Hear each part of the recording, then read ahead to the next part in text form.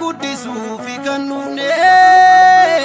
dinagdeen kufee akka hin cabne isiniin jedha jabaan sanyiin ida. Ashama kabajamtoonni fi jaalatamtoonni miseensota keenya waldaa dargaggoota caffee hojii gamtaa walii gala baga sanbata guddaa har'aatiin immoo isin ga'e jechaa dhufnee jirra. Akkam jirtu nagaadha akkuma isin beeksisne kaa waldaan keenya immoo waldaa waan adda isa godhuuf qabatee jira. Yeroo ammaa kanatti akkuma beekamu torban darbe keessa ooditii qabna waan ta'eef hojii hin hojjennu nurraa dhaabaa yeroodhaaf nuuf obsaa nu eeggadhaa jennee jirra. Sababni isaatis jaarmiyaaleen kamiyyuu ijaaramni waldaa kamiyyuu waan hin baramneef waan tanaan dura hin jirre nuti gochaa jirra. Yeroo ammaa kanatti herreega waldaa keenyaa waggaa tokkoffaa isaa an waggaa tokko bajeta 2013 aga amma dhiyoo kanatti jiruutitti ooditii goosisnee walakkaan gaannee jirra. Kana hojjennu externaaliif internaali ooditaroota qabnaa amma ooditii keessaa oduun ta'in kan oodit gochaa jiru ooditaroota federaalatii ana dabalatee akkuma argitan yeroo ammaa kanatti biiroo hunduu hojjettoonni hunduu biiroo irraa bilisa ta'eetti biiroo keessatti taa'ameeti. Biiroo kutaa muummeedhaa yookaan kutaa pirezidaantummaa keenyaa yookaan biiroo kan kiyya irratti ooditarootaaf gadhiisnee ooditii gochaa kan jiran ta'uu isaati isiniif ibsuu barbaanna. Kanaaf wanni adda nu godhu kaa galata rabbii agaammaatitti akka gaariirra jirraa baasii hojjetamee dhumee jira kan galii walakkaan ga'amee jira galiinis baasiinis hunduu waluma qixa deemaa jira waan hundaafuu akka mortootaa oduu hin ta'in akka warra abdii qabeettotaatitti waaqayyo haa galatu warri abdii qabdan jabaadhaa nurraan citina warri mortan immoo mora jabaadhaa jabeessaa moruunis jabeenya barbaadaa hoo jabaattan malee mortanii hoo mortan malee immoo hin burjaajoftanii hoo burjaajooftan malee hin burjaajessitanii kanaaf burjaajessuu irrattis jabaadhaa burjaajaa irrattis jabaadhaa sababni isaa hoo isin jiraattan qofa nuyi jabaannee hojjanna jireenyi keessan nuuf jabeenya kanaaf teelegiraamii adda addaa qabarxisiyoo maalii waan adda addaa warri banataa ta'u warri abjuu hin qabne tokko tokko warri qibxii birii yookaan immoo qibxira halkan keessaa sa'aatii 10 walakkaa afoo hinaaffaan sammuu guutee hinaaffaadhaaf kaan abjuu fakkeessanii hinaaffaa isaanii hojiirra oolchanirra jiru.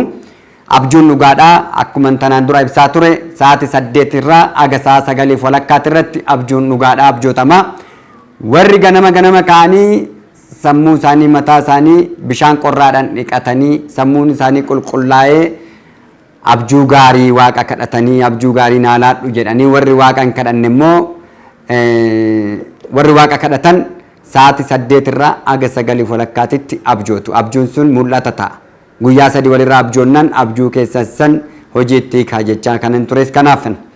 Warri qibxiraa garuu warri qishatii jedhamanii warri fudhatan sun immoo abjuu mootii qishatiidha. Qishatii fi abjuudha adda baasee beekuu dadhabe namni qishatamatoota warra qishatiititu biyya fixaa jira wal ficcisiisaas jira. Sababni isaa qishatiin ajjeesuu cabsuu balleechuu hinaaffaa foonii akkasumas immoo moruu jibbuu irratti hundaa'a. Kana shanan irratti hundaa'a. Abjuun gaariin garuu abjuu gaariin hojjechuu, ijaaruu, nyaachuu, barachuu, guddachuu, qindaa'uu, ijaaramuu, wal ta'uu, of ta'uu irratti itti mul'ata jechaadha. Wanni gaariin kan waaqaa yoo ta'u, wanni hamaan sun immoo kan seexanaati. Seexanniif waaqni waliin dorgomu. Har'aa mootii durumaa qabeetoo. Kanaaf dorgommii irratti garuu seexanni hin kufaa waaqayyo kan waaqaa hin darbu. Kanaaf keenya kan waaqaa jennee ofitti waan amannee jiruuf ifaaf bilisaan akkasitti gadi baaneet hojjannas waan hojjannes hin beeksisna jechaadha. Ooditii galuudhaaf torban tokko guutuu ooditaroonni intarnaalii mootummaadhaa hoggaa ooditii galuuf waan ta'eef nuuf obsaa jennee tanaan dura beeksisaa turre haaluma saniin galchannee jirra ooditii gochaa jiru. Nyaataan baraa tanaan dura waan adda addaatiin nyaachaa warreen turan beektuu laataa dabalatee ijoollee warra beektuu laata akkasumas immoo dhugaan ilmoo rabbiiti kan jechaa tures jiru warreen jiran warreen shanan tanaan dura wanni isaan ittiin ari'amuu danda'aniif waa'ee beektuu laataatiinis wal qabatee keessaa warra yaa'an hunda isaaniitiyyuu yeroo ammaa kanatti ifatti waan bira geenyeef fayyadamummaa koree hundeessitootaa nu haa eegamu jechuudhaan hanga federaalaatti dhaqanii himatanii nus nu yaamsisanii nu haasofsiisanii beenyaan isaan fayyadamummaa koree hundeessitootaa keessaa jedhanii fayyadamanii too ammas dabalata fayyadama barbaadu irratti dafqa haadha hiyyeessaa nyaattan jechuudhaan ari'uu keenyan kan ka'e warri ari'aman warri guyyaan hin taaneef warri hanni hin taaneef milkiin hin taaneef akka keenyatti hojjechuu waan hin dandeenyeef deemanii jiru.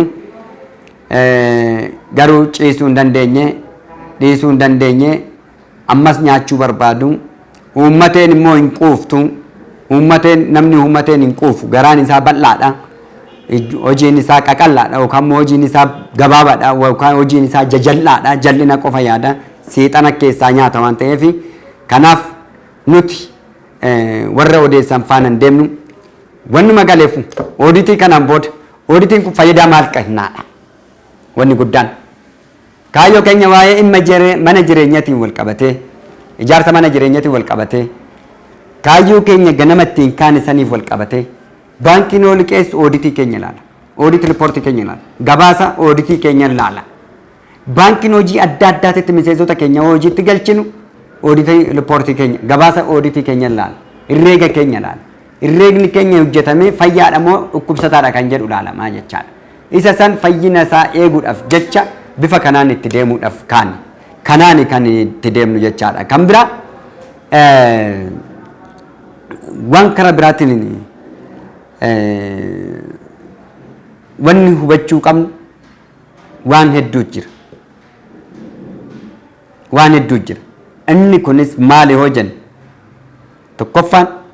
ooditii gochuun hattoota jalaa hattoota irraa of eeguu ta'a qabeenya waldaa eeguu tiksuu ta'a kanaaf qabeenya waldaadhaa ifaaf bilisaan miseensotaaf hoo ifa ta'e kanaafuudha feesbuukidhaan ooditaroota federaalattis kan keenyattis innaa sanada hubachiisnus ansuura kaasnee dafnee isin beeksisnu waan irra jiru kan isin beeksisnuuf yakkis cubbuunis oduu jiraate akkasumatti isin beeksisnu nyaannis wanni badeessa oduu ganzabni badeessa oduu jiraate illee isin beeksisnu numaaraa nyaanne jenna malee balleechine numaaraa jenna malee hammaal ta'eef wal diigna nu garuu hin ta'uu xaawulaa fakkaannee kan deemnuuf rajalli keenya uqqannee qaqallannee kan deemnuuf nyaachuu dadhabnee miti dirqama seenaa hojjennee darbuu qabnaadhaaf seenaa hojjechuun immoo dirqama seenaa hojjechuun jechaan seenaa dubbachuu miti ammas taanaan warreen profaayilii dhoksanii feesbuuk irratti wanni jettan dhaabaa kan ammas dhaabaa warri nurratti barreessitan walirratti barreessuun gatii hin qabu walitti dhiyaannee garuu waliin haasofnee rakkoo waliin furmuun dirqama murteessaan rakkoo keessan himadha ammaan booda waldaan keenya eenyumaayyuu hin himatu ammaan booda waldaan keenya qeeqarra hin jiru ammaan booda waldaan keenya galtee adda addaa argachuuf fiiga kanaaf ooditiin akka fixeen guyyaa 30 keessatti jedha labsichisi guyyaa 30 keessatti yaa'ii waliigalaa yaamee beeksisuu qaba jedha yaa'ii waliigalaa keenya miseensa 366 miseensota mana mariidha miseensota mana marii 366 jenne san korolee caasolee irraa walitti finnee ni beeksisna aga sanitti aga iftoominaan isinii beeksisnutti kooreewwan akkuma hin gadda seensa mari'anne amma immoo ooditaroonni fixanitti bahiinsa fixannaa arras fixannee ooditaroonni ammas hojiirra jiru ooditiirra jiru waan ta'eef itti fufaa jira waan ta'eef jidduurran garuu ooditiin keenya fayyaa ta'uu isaa isinitti himuu barbaade tananii kanaaf guyyaa boruutitti hin dhuma guyyaa boruutitti akka xumuraniin kutaan faayinaansii keenya kutaan ogeessa herreega keenya immoo hiika isaa sirritti kan isiniif ibsu ta'a akka xumurameen immoo isin agarraa isin biraan kan geenyu ta'a kanaaf kanaan wal qabatee garuu wanni nuti tuqin hin dabarre waldaa qusannoof liqii caffee qusannoof liqii kan jedhu waldaa dargaggoota caffee hojii gamtaa waliigalaa jalatti dirqama qusannoof liqii dhannoo caasaa godhatame malee miseensaaf liqii liqeessuun hin danda'amu isa saniif jecha immoo sheer holdariidha gamtaa baankii oromiyaa irratti caffee qusannoof liqiin anarraati muti durii qabee kan jiru kanaatiif iyyuu qusannoof liqii yoo jiraate malee waldaan hojii gamtaadhaa liqeessuu waan hin dandeenyeef waldaadhaan liqeessuun waan hin danda'amneef miseensonni teenya tokko tokko liqii akka gaafachaa jirtan hin beektu kanaaf isa san mijeessuudhaaf dirqama qusannoof liqii keenya immoo mijeessuun dirqama waan ta'eef haala saniin deemna jechaadha kanaaf isa beektuu laata irratti ijoolleen keessaa haala caasaa jiru fuudhanii ba'uun hojii basaasummaadha kanarra hin caalu kanas tanaan duras basaastonni nu keessa turanii basaastota yaasni kanan jedhu basaasummaan isaanii kana kanaadha waan baay'ee isin biraan ga'u gana waan baay'ee waan jajjibina keenya ibsu baay'ee isin biraan ga'u kanaaf kan of eeggadhaa basaastonni baay'een han dabarsitee ijoollee Oromoo ajandaa adda addaa taappellaa adda addaa kan cimee Oromummaa isaatiif dhaabbatuun shanii jechuudhaan abaa'uu jechuudhaan han cimee immoo mootummaa wajjiniin hojjechuudhaaf yookaan immoo diinagdee irratti ijaaramuudhaaf kan wanni jedhu immoo biltsiginnaadha jechuudhaan maqaa itti jijjiiranii taappellaa irratti rukutaan deemuun kan barame waan ta'eef isin kanarraa warri bilisa taatan jabaattanii miseensonni keenya sammuu qalbii mana bulteetiin akka jabaattan ijoolleen ilmaan Oromiyaa keessatti dhalatte ijoolleen Oromoo hin taane Oromiyaa keessatti dhalatte duula ishii bifa kanaan deemaa jirti waan ta'eef of eeggannoo cimaa isin barbaachisaa akka nuyi dammaqnee dafnee of keessaaf illee yaasuu dandeenyetti isinis ofirraa eeggadhaadha jabaadhaa cimaa galatoomaa horaa bulaa. Thank you.